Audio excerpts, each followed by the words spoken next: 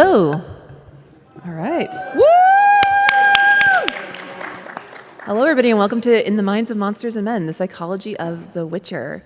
I am your moderator for this panel. My name is Dr. Kelli Dunlap. I am the community director at Take This, which is a mental health nonprofit dedicated to serving the gaming community. I'm a licensed and practicing clinical psychologist, and I also have a master's in game design. And I love looking at how mental health shows up in games, from design, from characters, representation, and everything in between. And I'm going to allow my panelists to introduce themselves as well. I'm going to start down here with Celeste. Hello, everyone. My name is Dr. Celeste Sangiorgio. I'm a clinical psychologist, and I'm research faculty at Rochester Institute of Technology. I split my time between practice, so care directly with patients, and with research. And my practice focuses on co-occurring substance use and violence, and my research focuses on using digital mediums like narrative games and digital platforms to treat co-occurring substance use and violence.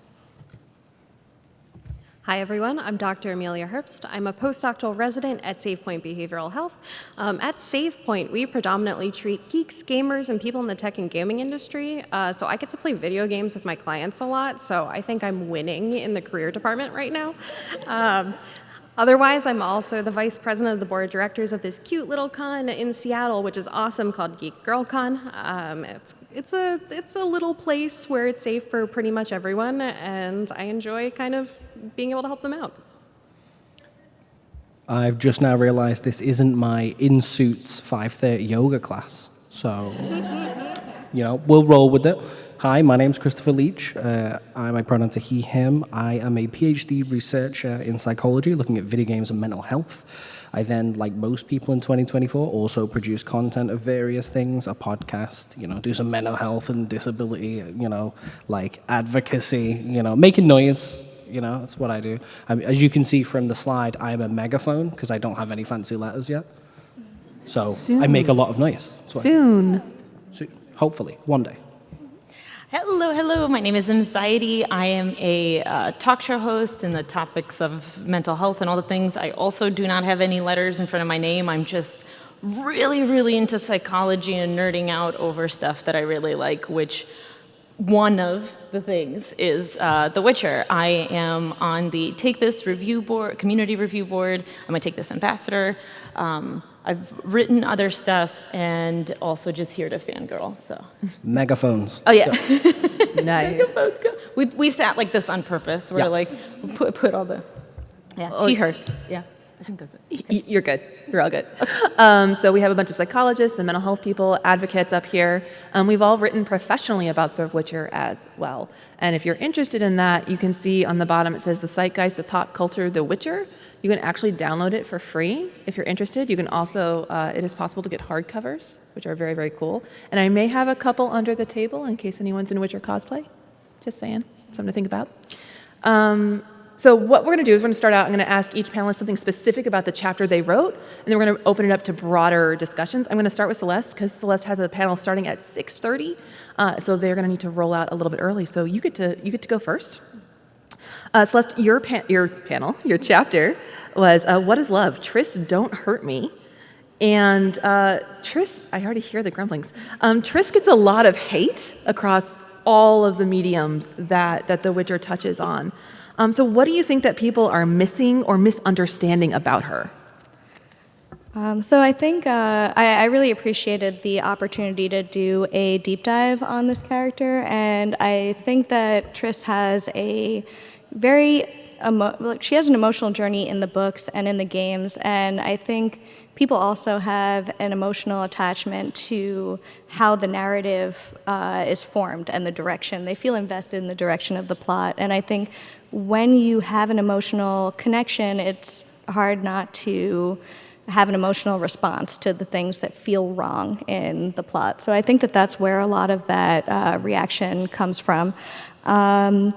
My first entry into the Witcher series was actually The Witcher 3, and so I didn't have that whole book series behind me when I first engaged, so I didn't see the subversion of a plot that I was familiar with, but I imagine that if I did, I would be very uncomfortable to know that the characters have had such a journey, and then that journey was just gone, kind of. I think that in general, in the books and in the game, Triss she's not a flat character. She's a very dynamic character, and I think no matter what response you have, you can connect to her identity and development journey across the books, across the game, and I think that's what I tried to really capture in the chapter. Nice. I think you did too. All right, I'm going to pass it down to Amelia. I'm not going to say the name of your chapter because you're going to say it because it's about it's called The Psychology of Monstrosity, and then you finish it. Which is about Emil Regis Raholik Terosif Goldfroy, better known as Regis. Yes. Thank you. The few people that are really clapping, you're my humans. I want you to know that. So Regis, we're going to call him Regis from here on out. So your chapter is really a love letter to Regis. And so despite being a vampire, you talk about him as the pinnacle of humanity. Can you say why that is? Yeah, absolutely. For the Netflix viewers, you're about to be spoiled out the wazoo, just an FYI. So Regis shows up in the third book in the saga called The Baptism of Fire. If we think about humanity, humanity is an individual or a concept in which we think about empathy, compassion, the willingness to put ourselves aside for other people, for other things, for the rest of humanity, right? Regis, despite being what Geralt would consider a monster, which is a vampire, demonstrates these aspects of humanity far more than pretty much any other character in the entire series. I'm saying books, I'm saying Netflix, I'm saying games. We don't quite find a character like Regis. In the books specifically, this was a creature that Geralt threatened. Regis knew that Geralt was a witcher, but he still came and followed them down and tried to heal Dandelion. He put himself in harm's way multiple times to save individuals that were likely going to end up dead. They were going to end up in more harm if he hadn't done it, even if that meant unmasking himself. There's this one particular part where he steps in during a literal baptism of fire and grabs a horseshoe out of a coal pit and holds it in his hand. And to Geralt right away, that's all like red alert, big alarms, this isn't right. It's like a human can't do this. But if he didn't do that, the young woman they were going to execute wouldn't have survived. One of the best parts of the books is towards the end, Regis throws himself in front of Yennefer, and he ends up getting melted into the column of Stygia Castle. According to books, this is where Regis dies. And Regis's death incites this fury and this passion in Geralt where he's actually able to finally take Vilgefortz down. And when he has a conversation with Yen afterwards, she's like, who was that? And he talks about this vampire being his friend. He wasn't a human, but he was the peak of humanity. And when we see him in the Blood and Wine DLC in the third Witcher game, he does that, but he also totally puts aside some of his big rational thoughts, which we know that he's known for in the books, because he wants to believe so badly that a friend of his couldn't do anything that was actually going to harm an entire city of people until he was proven wrong. Wow. Thank you. There's a lot of feelings. There's a lot of feelings there. Do you like him? Maybe a lot. So you brought up Yen, and so I'm going to actually jump over to M there on the far side. So you wrote the chapter Psychology of Attachment, Yennefer of Vengerberg. There's a lot that can and has been said about Yen, but you were like, I'm writing a chapter focused on attachment theory. And so how did that come about, and why did you feel like that was a good way to explore Yen? The very, very short answer to that question is pregnancy hormones. Now, hear me out.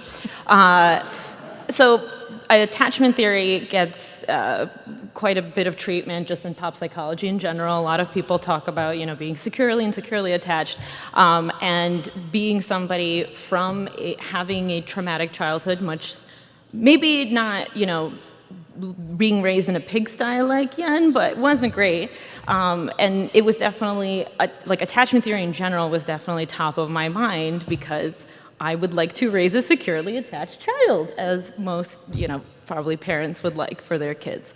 And so as I'm reading through this, and we're going through The Witcher, and I'm talking to Rachel, realizing that all of those things connect, and then the pattern coming through of how fascinating it was that Yennefer's story of redemption follows very well in the steps of the progression of somebody who goes from being very insecurely attached to having a secure attachment. Because on the surface, I think in the series, you just think, wow, this is really cool. She comes from nothing.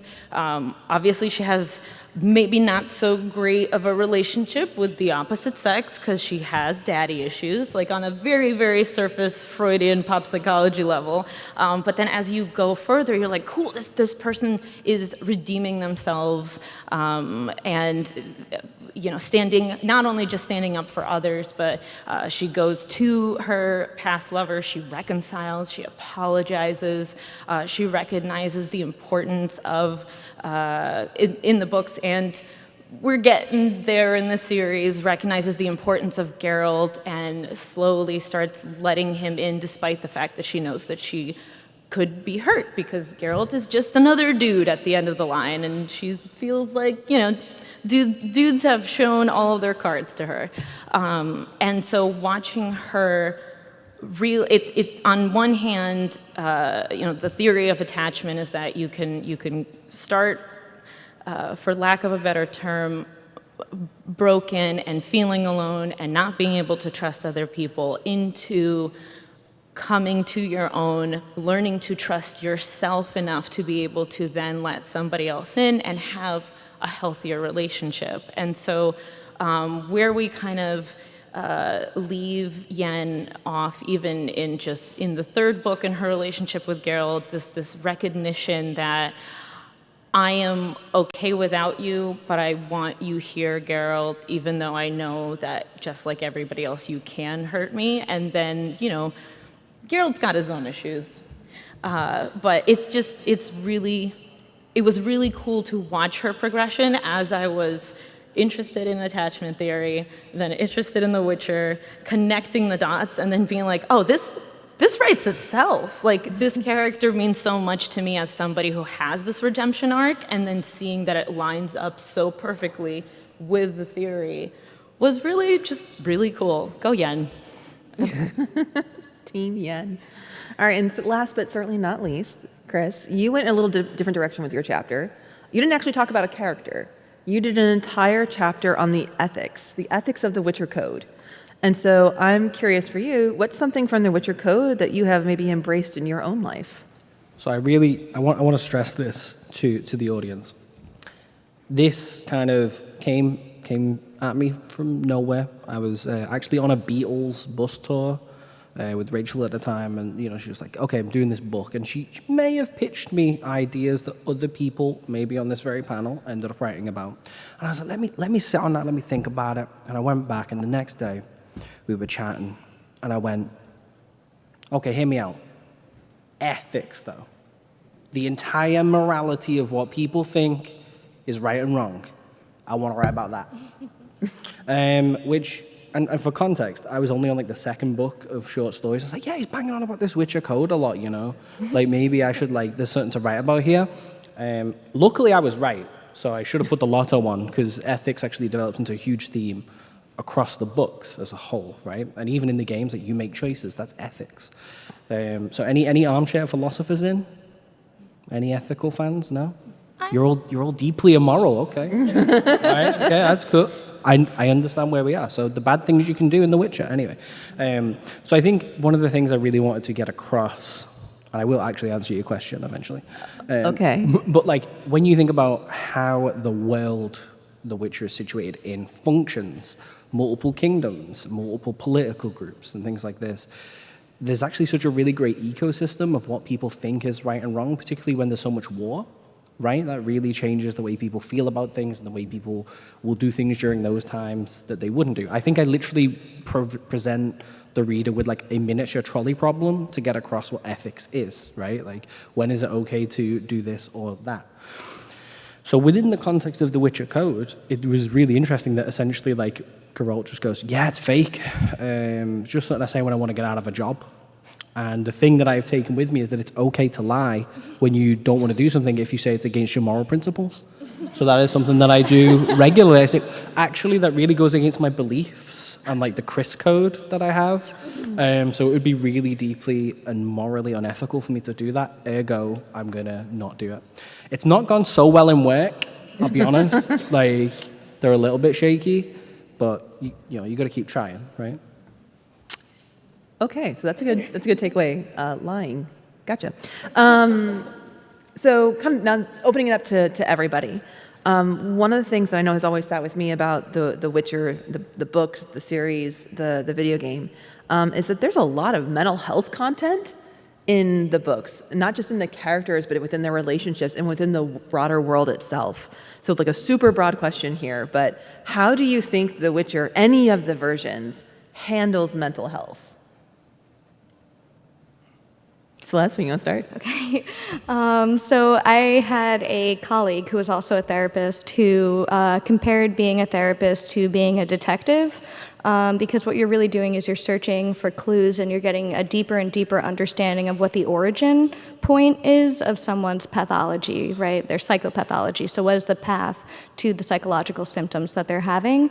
And I think pretty much all Witchers go out and they do that, right? They go into a town and they do detective work and they get a sense of what's happened, what's the emotional temperature read, what's the culture of this town, and what's led into almost like this, I'm going to use some old school psych terms, like psychic crystallization into like a monster, right? Or into like a being. And I think a really good example of this in The Witcher 3 is with that, I forget the exact name, but the horrifying baby plotline.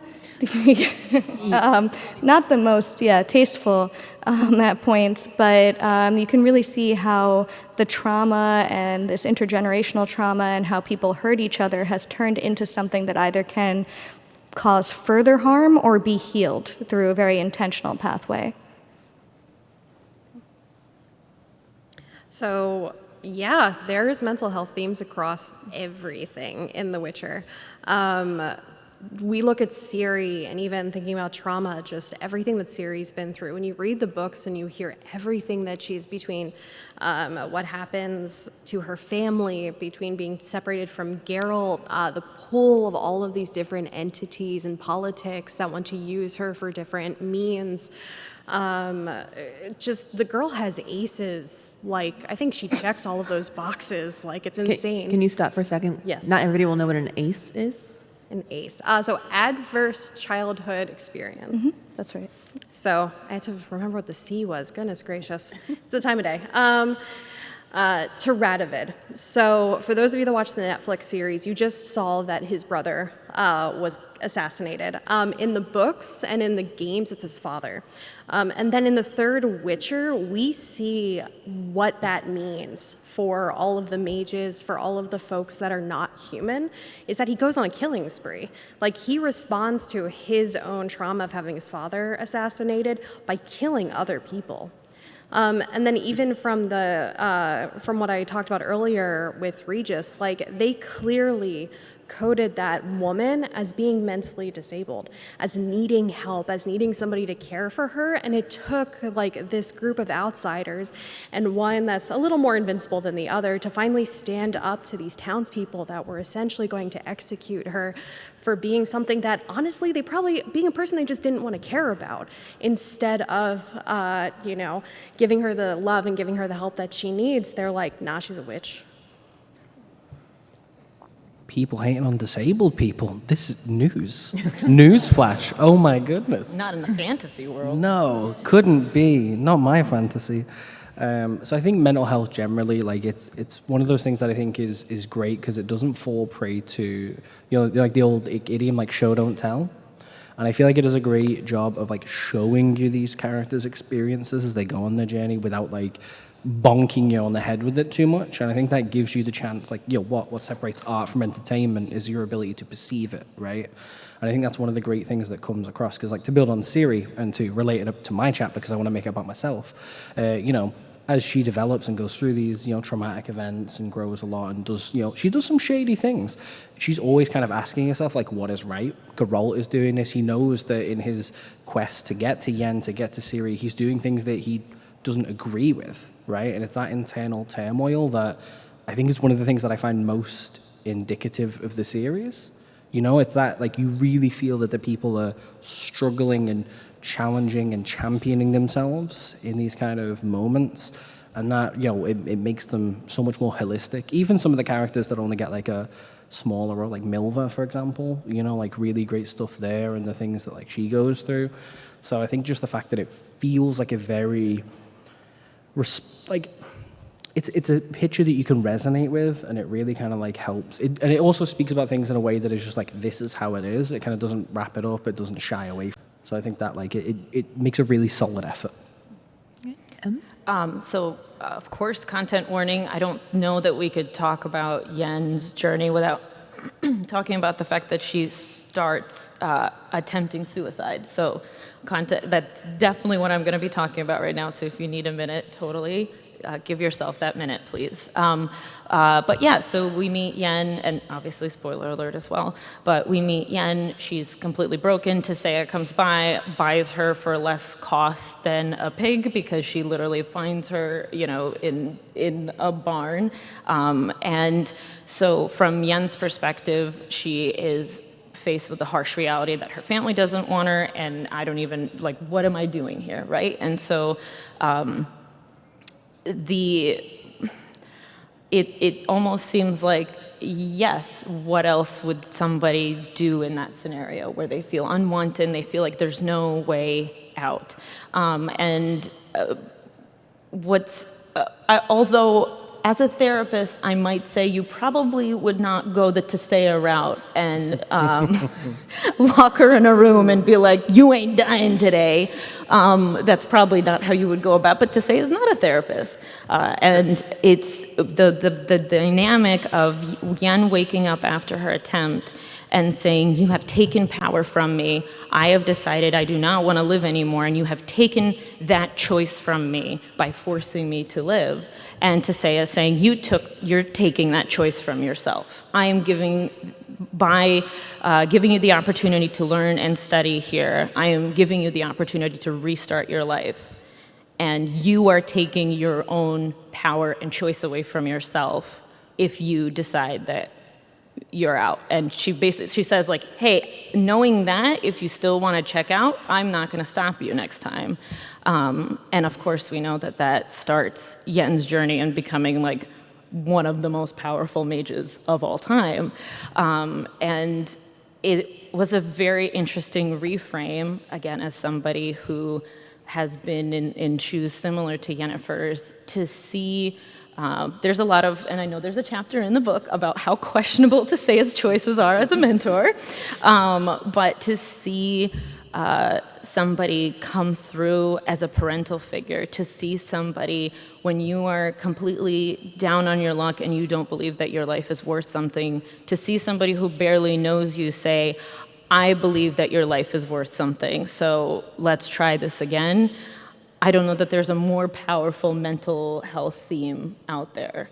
And so I find Yen's story as a suicide survivor to be like one of those things that I don't know that everybody going into the Witcher series is going looking for. Like, oh, I'm feeling suicidal. Let me read through The Witcher for some advice here. But it was very powerful. It drew me in, and man, everybody needs a Tisea. Not maybe the piglet part and everything, but like we need our Tiseas, you know. Okay. Again, not. I can't. You can't even. You're not therapist certified suicide prevention actions. Definitely. We'll say yes to that. We're going to move on. So here's a fun one. And I know we just had to say goodbye to Celeste. So bye, Celeste. She's off to her, it's a Tome panel, I think it is, Yes. about kissing and romancing, which will be Also fun. Also related to The Witcher. But before we get into that, here's a difficult question. I would love for the audience to think about it too, and I will ask you for your opinion. Feel free to shout it out, but just kind of take a beat. Who is the real monster in The Witcher? Society. The reader. Oh, that's not nice. Amelia, you want to add on to the... I actually do agree with society, and it's not just society, like the politics and the kingdoms. That's a big part of it, but it's also you go back to reading about the elves and the An-El, and the fact that before the conjunction of spheres, they're this planet's wasted. We're gonna go take over that one with the unicorns and try to use their magic. Every time you kind of start to feel bad for a certain group, you realize that they have their own bad actors in it, and they're all just bad acting on each other after a while. Yeah. So it's kind of who do you root for when you're in a world like that? And do you not think that is quintessentially, I don't know, ethical? We can feel one side is good and bad. The Witcher kind of it circumvents that because actually everyone is kind of bad, and when everyone's bad, you're just kind of left with badness. It's just all I'm going to put that over there because it's bad. You know what I mean? And I think, for me, it's I feel just the populace. I have to agree, yes, society, because calling Geralt albino freak, that's not language I would use personally, but it's a direct quote. So it's the slightest bit of difference. Being a dashing white-haired adventurer, I wouldn't know anything about it. But just the fact that the world as a whole see one small difference between them and anyone else, and that is the thing that they go for. Sorry, that was a bit clappy, but the jugular, you know what I mean? And that's the worst of it. It's just the fact that everyone is like that. That's the first thing they see, and that's the first thing they go for. One of the first scenes in the show and in the books is Geralt's coming in. There's been this monster terrorizing this town. He comes in covered in blood. He just definitely did a murder and saved the whole town. And then these jokers come up to him and they're they're coming at him for being a Witcher. And I literally, the whole did I just not kill the monster that's been bothering? Do you want me to put his head back? What the hell's your problem? And it's a bunch of people coming at him just because, hey, you look a little funny, you're acting a little different. Never mind that you just literally saved us, our livestock, and our entire lives. I've decided I'm going to be a hero now. Also, poor choices, right? The guy who has the monster head, I'm going to go after him and come at him in a bar. I mean, come on. I mean, man just wants a pint, you know what I mean? Just wants a pint after a hard day monster slaying, a nice ale, that's all you want. Yeah. Trust me, I would know. I don't know. I've never been compelled to walk into a bar and be that guy's covered in blood, I'm going to go mess with him. Definitely. So, society, it's so often that comes up, the flip-flopping of ethics, the preconceived notions of so many characters as you meet them, but the amount of characters that one of the themes that recurs is judging a book by its cover, assuming things about people and monsters and whatever you think you already know about someone just based on whatever you think you've heard. And I'm gonna act a hero by punching down, right? Hey, if Witchers are bad, I'm gonna come out the hero because I'm gonna be the guy who slayed the Witcher. I mean, good luck, but also that sucks. And so, I think society. And I think society, the spoiler for the end of the books, but what eventually kind of costs Geralt in the end. He's I'm done, no more fighting other people's battles, and then immediately gets involved in a civil unrest moment, a pitchforks moment, and gets taken out because he's trying to save someone.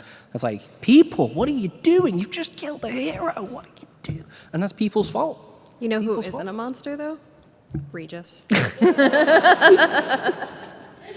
So, I mean, as I promised, anybody want to add to anything other than society? Because I think you guys have really dug into society here. Anybody else want to shout out an answer of an actual monster? You guys nailed it. Congratulations. Hey. That's why you're up here.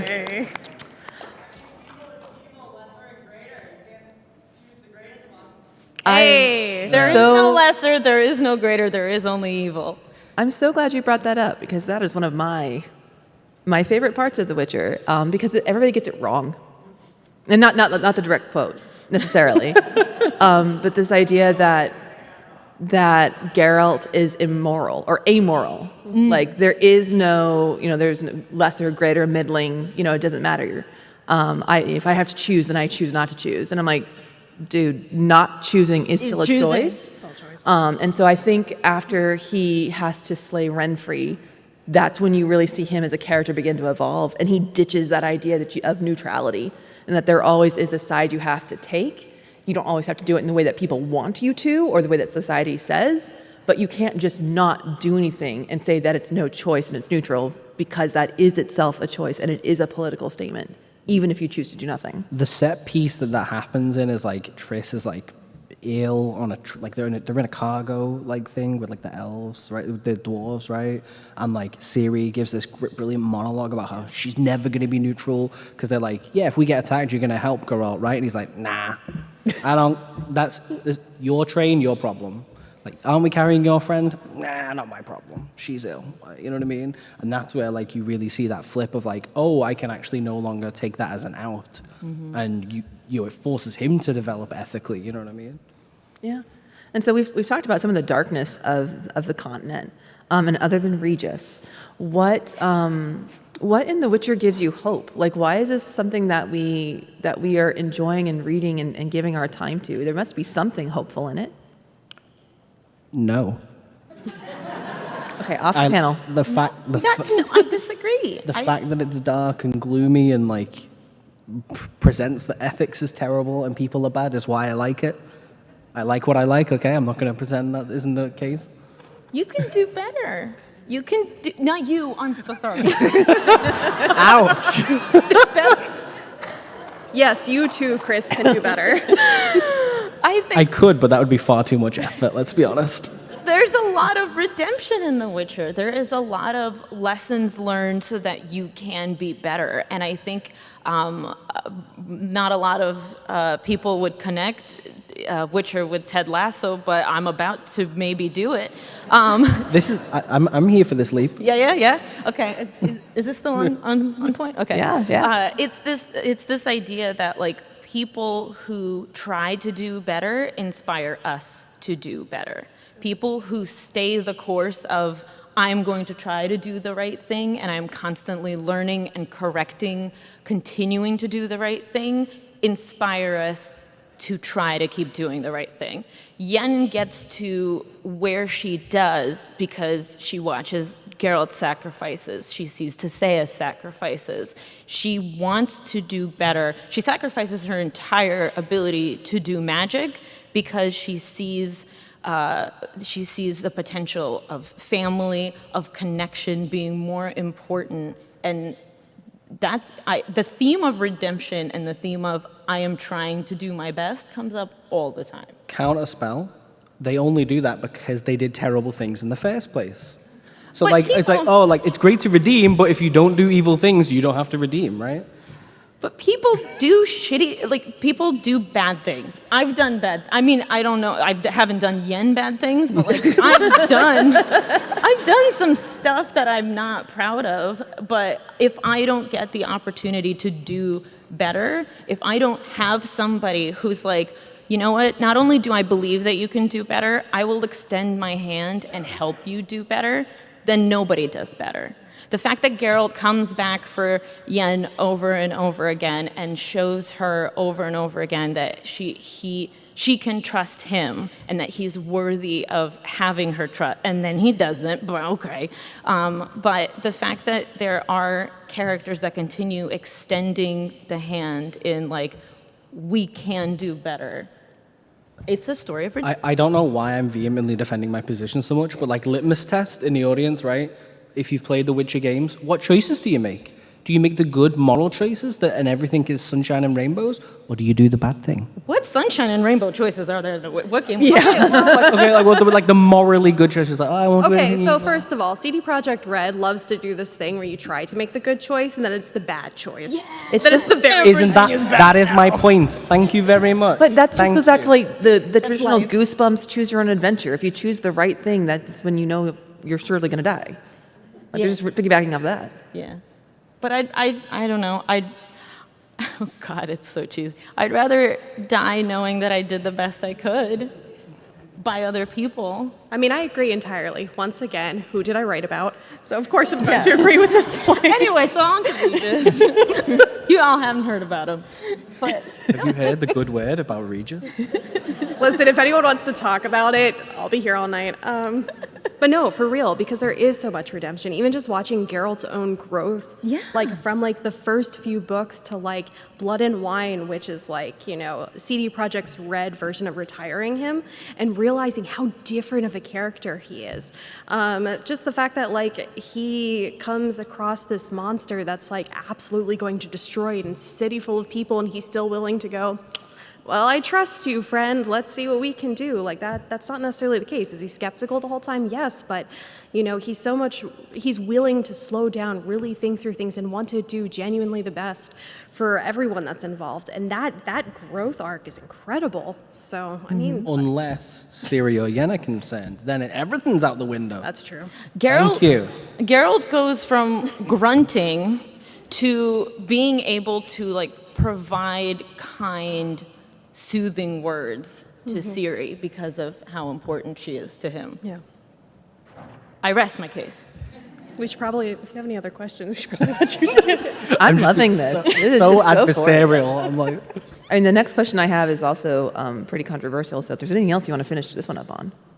I think. Yeah, we can I'm very interested in the next one. Okay, why is every single horse named Roach? And does that reflect on Geralt's mental health? it's so he doesn't want to yeah. get the name of the horse wrong, right? It's just so if they're all naming the same thing, he can't get it wrong. Yeah, well, that's a lot of work naming a horse. Like, you got to get to know the horse, and then you get really sad because then if the horse passes, but you could always just tell yourself, it's just another Roach, like it's a reincarnation of Roach, or it's the next Roach, so you're like, Roach never dies. How would you confront the fact that multiple times in battle you lose your, like, one companion at some point? You just go, oh, no, he's infinite. We're good. I don't have to be sad. Infinite Roach. Infinite Roach. Infinite Roach. Okay. I mean, it's not the same Roach. We all know it's not the same Roach, but, like, don't tell Geralt, because that might be how the Stoicism, that might be what cracks the Stoicism finally, is figuring out that your animal companion is gone. How to ruin Geralt's day, just drive past and be like, it's not Roach! Wait! Okay, you're the monster. Yeah. We settled this in the earlier question. I am society, ergo a monster. Thank you. Chris, maybe it's time for you to redeem yourself, okay? Impossible. So what's actually kind of fun is I decided to do a little research on the name Roach, just for funsies. And apparently in the original Polish, it's like a diminutive form. So like how you say kitty instead of cat, or like Tommy instead of Tom. So Roach's name is actually Roachy. So it's very That's so sweet. Yeah, I thought so. I would like to answer the second part of your question, and yes, it does say something about Geralt's mental health. I forgot about that part, so please say more. That's it. Oh, it does. And what does it say? Well, if it's a diminutive thing, then it's probably just like, all right, my little horse. Like, we're going to be friends, we're going to be pals together, and then just continuing to call the horse that time and time again. It's almost kind of like a comfort thing. But Roach? I mean, he also has a lot of chemicals pumped into him, and cats hiss and run away. So if he likes cats, he's kind of screwed on that front. But he could have called the horse. Okay, but maybe there's just no other horses called Roach. It's a unique name. You can't say that's my Roach and be like, nah, that doesn't exist, mate. There's That only is one true. Roach. He's just trying to be ironic. It's like having a dog and naming it Cat, like that kind of thing. Okay.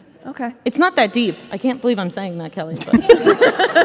Geralt is very mentally well. There we go. We solved it. And He is serious. fine. I don't know what y'all are doing here. Everybody's healthy. No trauma detected. No trauma at all. None at all. So this was actually an audience question from before the panel, and I thought it was very interesting, so it made the cut. So this was not in your notes, so I hope you're all ready. Is there a monster or a beast in The Witcher, so not a human or like humanoid character, that you identify with? Amelia's going to have to say something that isn't Regis, and I'm very excited. Oh, goodness. I'm gonna greatly disappoint you because it's probably gonna be a Bruxa. I appreciate how they like kind of like hide and they like kind of walk around and they like, and for those of you that played the game, is Oriana a higher vampire? Brooks, I personally think she's a higher vampire regardless. And then when they like when they get angry, when they need to feed, they turn into like these creatures. They're like, so I like to think that's me. I'm like dark and mysterious until I need to eat, and then I have a whole total personality shift. Excellent banter. I can't remember the names of any of the monsters, so Okay. yeah. So like, glad you went before me. Yeah. I'm probably, I don't know, like I'm gonna go Striga maybe, Straga, one of those. You know what I'm saying? You know, like someone who's like cursed and then at one point just turns into a beast and kind of just picks off people they don't like. I'll take that. I like a nice roomy castle. I can see it. Yeah, like, yeah. There we go. It's not that Okay, deep because that's I fine, had that's no fine. answer prepared for this. There we go.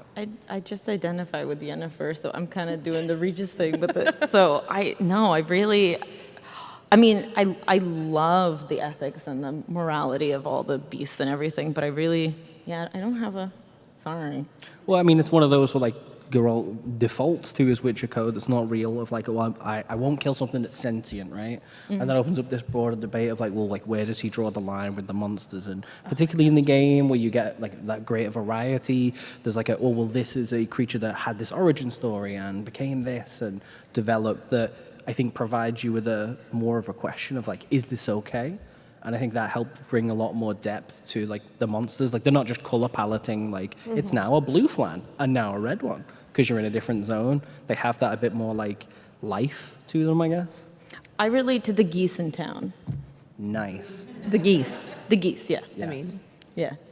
Yeah. I support all things geese related. Yeah. No, just, trying to get out of the way, just trying to live my life. Yeah. Yeah.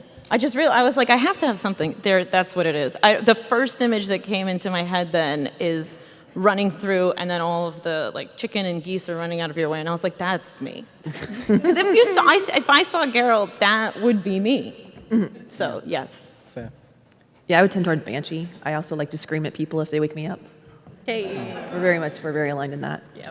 So we're almost at about 15 minutes, and I do want to leave plenty of time for questions. So I've got one more for the panelists. If you have a question, there are microphones up there if you would like to come ask our panelists anything Witcher related. And maybe this I should have started with this, but how did you guys find The Witcher? Because obviously there's some deep love and deep knowledge here. How did you come to The Witcher? Was it the books? Was it the games? Was it the TV series? Like where did this love and interest and passion come I from? don't remember. I want to almost say it was Rachel Coward. Like, I think, when somebody's like obsession is almost like contagious, I think that was the thing, because I heard about the show, and I got really into the show, and then I was like, it's another thing I like. But then Rachel got really into the show, and then she's like, I'm reading the books, and I was like, all right, here, buckle in, we're about to have a new obsession, and then I went full in with the show and the game and everything, and the books and everything else, yeah. Yeah, I feel like really similar in that, like, I bought the game on a Steam sale, because of course I did. Like, who doesn't own Witcher 3 at this point? You can play it on Toaster, like, you know what I mean? And I was like, I'll play this eventually, and played like 20 minutes of it, and then went, this is too large, I have no time for this. And then I think I watched like the first season of the show in that like hazy fever dream. I'm sure it came out near Christmas. No, it started when the Panini started. That's exactly, fever dream. beforehand. That's Yeah. exactly what I'm talking about, yeah. I want you all to know that Rachel just texted me, I got you into it, question mark. I love you, Rachel. And then from that, it was like, okay, the books were like on my wish list for ages, and then they came up on my e-reader that's not branded. I'm not mentioning any names, sponsor me. Listen, I'm blind, it helps, okay. 99p for all of the Witcher books in one collection, and I went, yeah, I'll do. Thank you very much. And then just like gobbled all that up because it's very good fiction.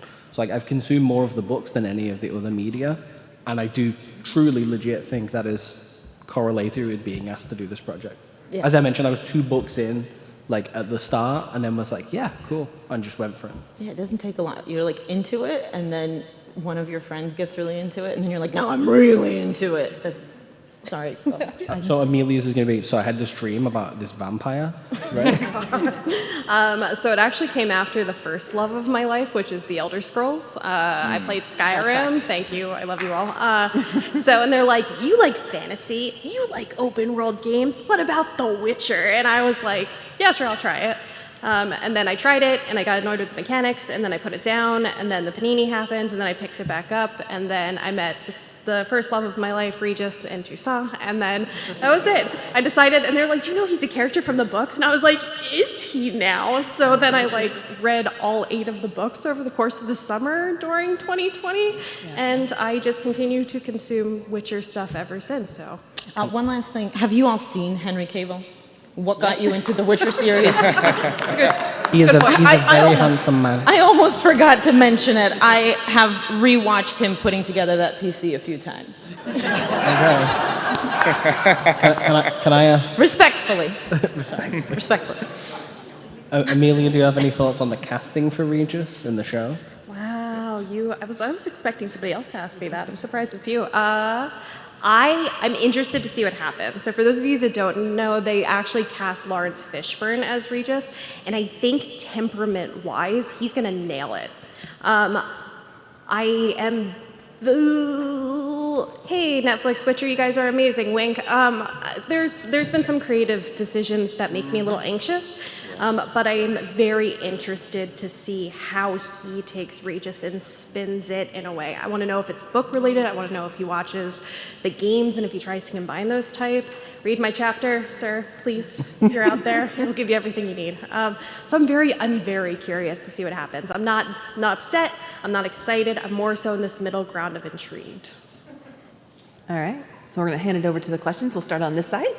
Hello. Hello. So I have a question/commentary on the first Witcher game as it relates to the end of the Witcher book series, because it didn't sit right with me at all.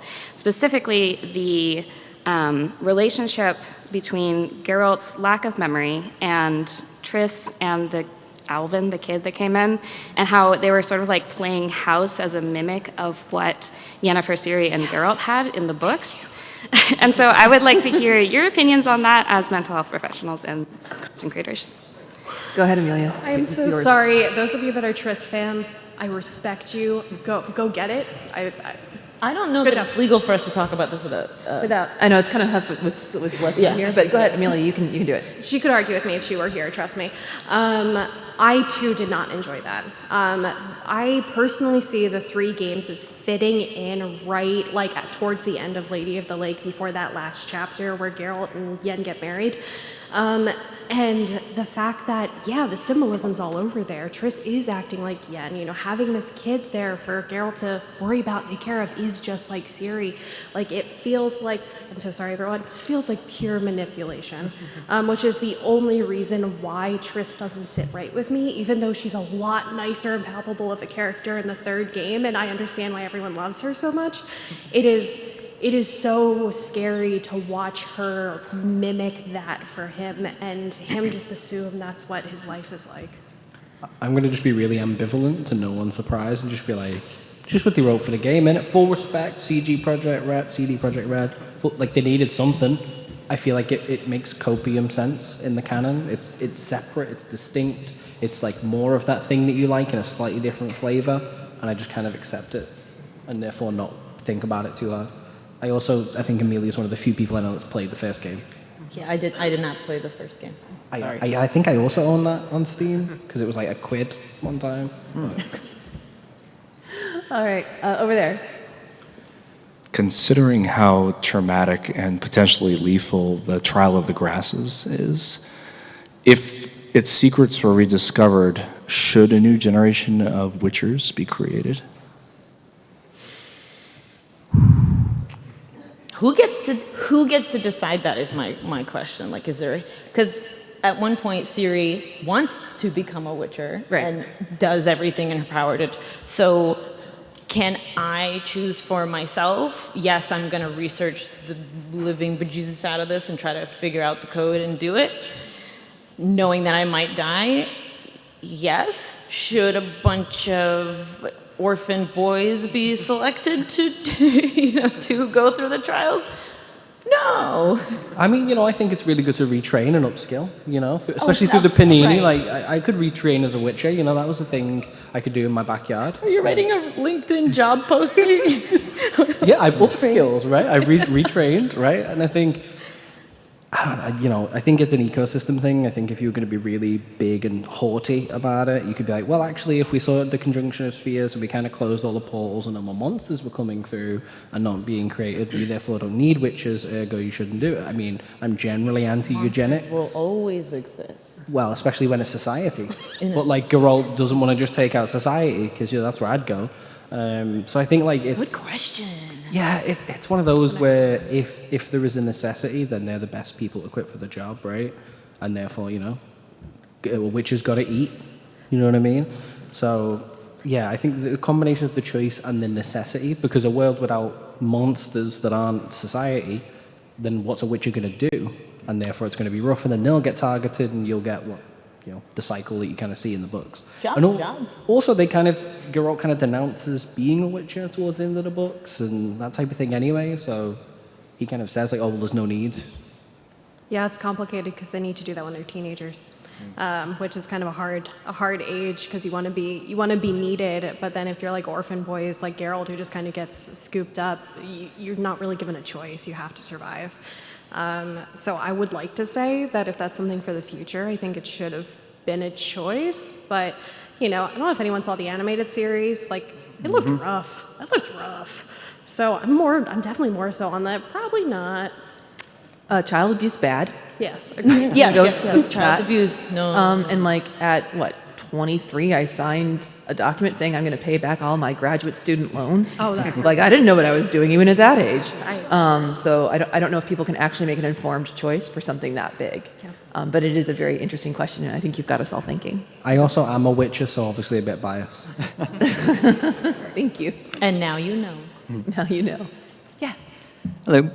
So would you say before Regis, one of the earliest examples in the book series, all forms of media, the earliest example of that sense of humanity, but not necessarily always the good in humanity, but that kind of sense of acceptance and love, despite his many, many flaws, would be Jaskier or Dandelion, depending on what you read?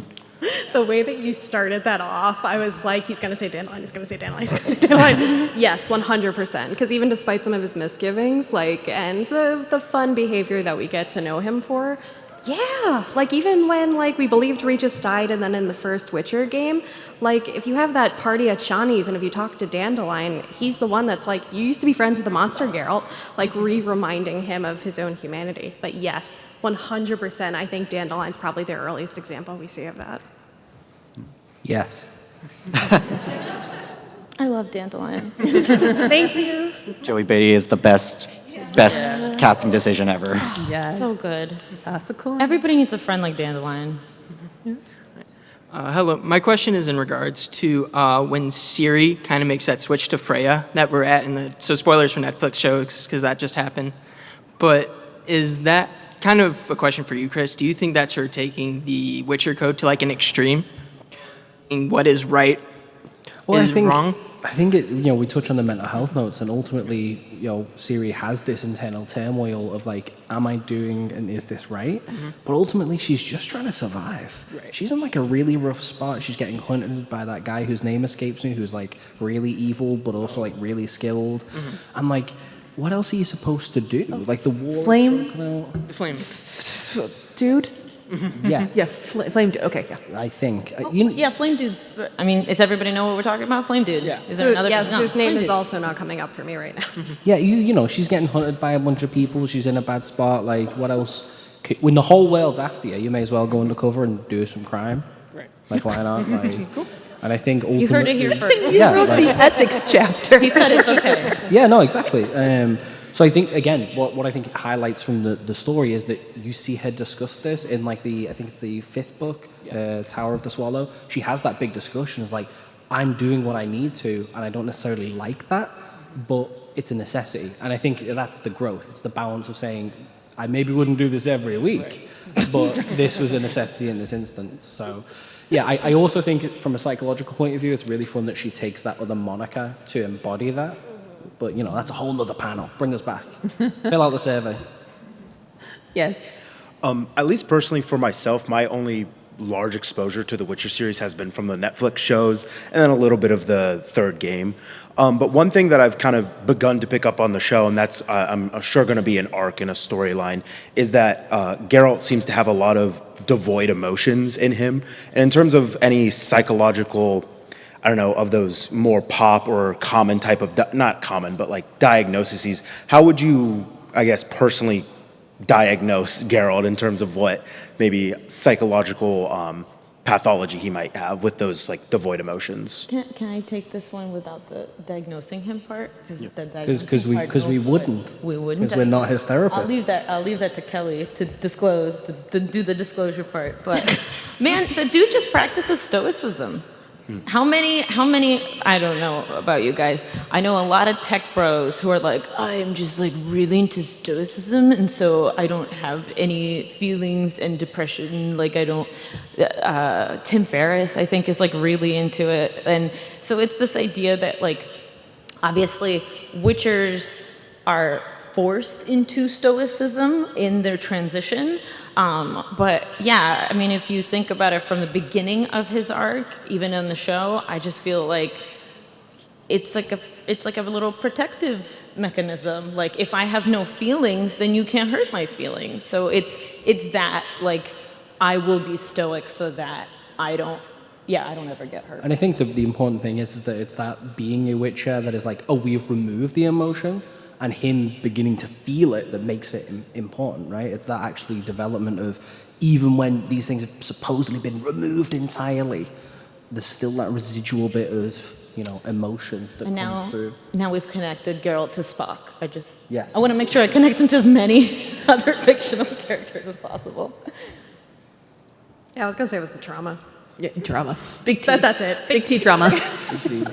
Trial of grasses, too. Yep. I mean, I guess the only other thing I would add is that when everybody says you're a monster, you begin to believe it. And so if everybody says you have no feelings, you have no emotion, you can only hear that so many times before you start to believe it. And so I think if you've been getting that message since you were a very, very small child, even before the trial, like, you know, with his mom, it's not allowed. It's not permitted. It's not okay. It's bad to have these kinds of feelings. You're not allowed to be that way. You are this thing. Mm-hmm. And we so often try to live up to that always to our own detriment. Yeah, so, weird allegory with like, I don't know how we raise young boys. I don't know. Weird that, isn't it? Like, don't boys feel don't emotion. cry. Yeah. Funny. Yeah. It's really funny. All right, we have 2 minutes and 45 seconds left. So I think if we can do 1 minute on each. I see 5 minutes in the back. The front is a different one. We're going to go with it. So yes. What are your thoughts on the character of Detlef and how he sort of acts as a foil to Regis, and like what Regis could have been, I guess, in a way, and how he starts out as like an empathetic character and then becomes the monster? You can tell how much I love this bloody DLC just from my facial responses. Oh, thank you. It's such a good question. One of the things that I think is the most interesting there is, I don't know if you or if anyone has seen the conversation between Geralt and Regis when Regis was waiting for Detlef to show up. I'm going to try to do this really fast. They used to run in the same crowd, but at that point, Regis was like acting a fool, he calls himself a punk.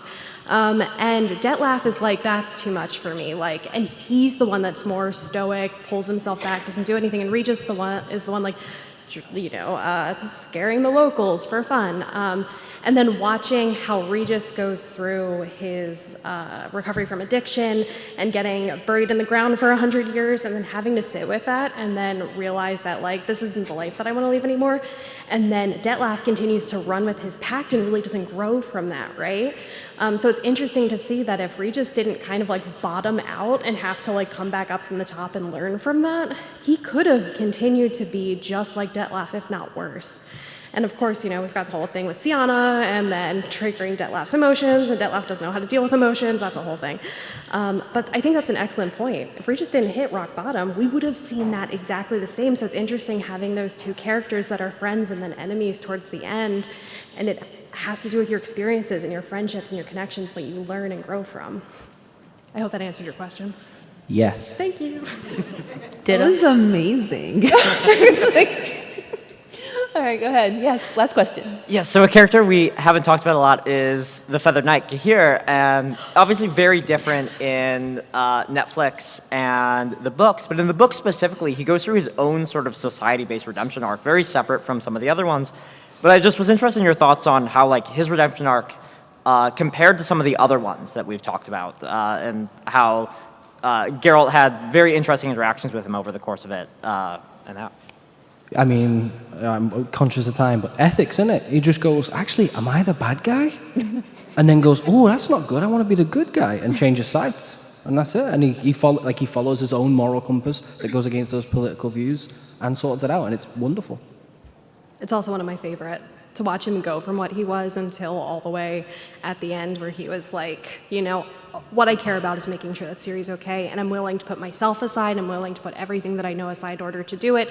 Please don't hurt me and accept me, I'm here for you.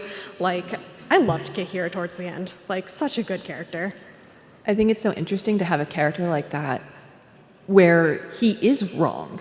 How often do we see a character not just be wrong, but then realize I am wrong and be open to that experience of change and growth and to like do the deprogramming work that it takes for him to go on that journey. And I have a hard time thinking of other characters.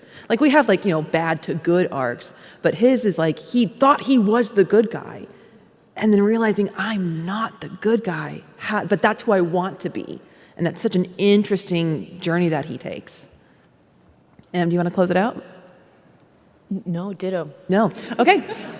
So thank you all so much. I have to run to another panel, but these three lovely humans will be here to answer any other questions if you want to chat with them. I have been told by enforcers that we can't stay in here. They have to turn over the room, but there's that little overlook area just across the way a little bit. So the panelists will be there. Thank you all so much for being here and for sharing your thoughts, and go enjoy The Witcher. Thank you.